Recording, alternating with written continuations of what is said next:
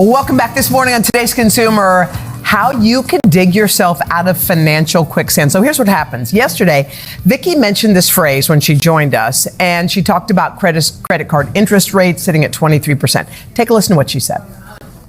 Think about it. That means if you spend $100 and you don't pay it off right away, you owe $123. That's financial quicksand.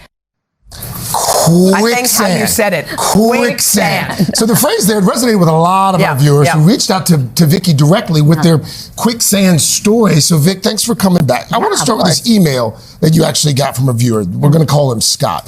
Scott said that he and his wife are 60. They're homeowners. They've got about $35,000 in debt. Credit score is about 620. They want to pay off the debt, but because of their credit score, 2 local banks won't give them personal loans, and the home equity loan won't offer enough cash. What should he do? Yeah, this is a great question. First, thank you to Scott for being so candid and writing in. And here's the thing, he's not alone, right?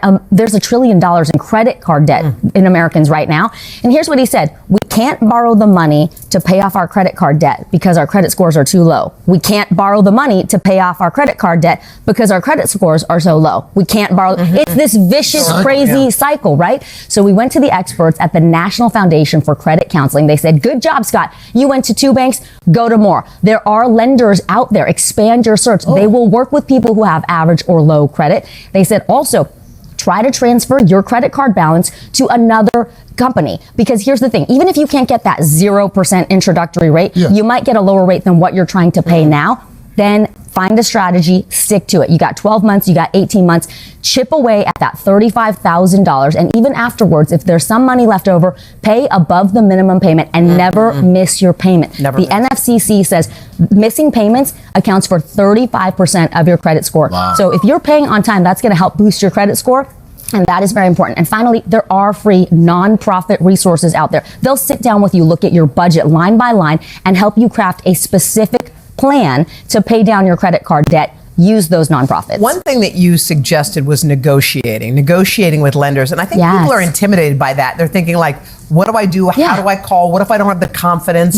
What's the way to do it? Like, am I really going to call MasterCard and be like, lower my interest rate? Yes, you absolutely are. So you're going to be really nice about it. What's the template? How would you say? You find that 800 number. You call in the morning, because usually the experienced veteran customer service agents are working in the morning, not at night. That's when people are training. If you get the sense the person you're talking to doesn't have the authority you need, kindly ask them for a supervisor, someone that can escalate this request. So what do you say? You say, hey. Hi, listen, I've got this much credit card debt. I'm paying this interest rate. Can you help me? What would you do if you were in my shoes? And listen, LendingTree did a whole survey. They found 3 in 4 people who just asked, could you lower my rate? Maybe 20% to 18%.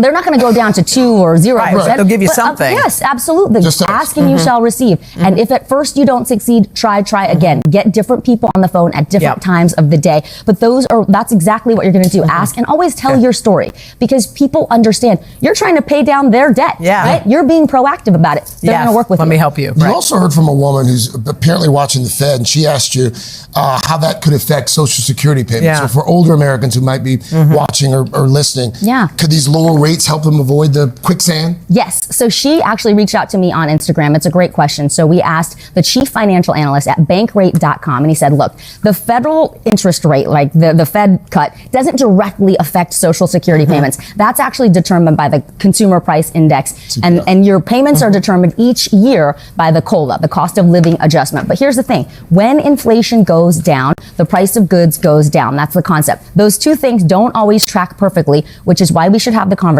about high yield savings accounts for retirees, putting your money somewhere where it's going to earn 4.5%, 5% instead of 0.5%. CDs, certificates of deposit, another great way for seniors to get a steady rate of return. You're giving a fixed amount of money to the bank for a fixed period of time. It could be 3 months, it could be a year.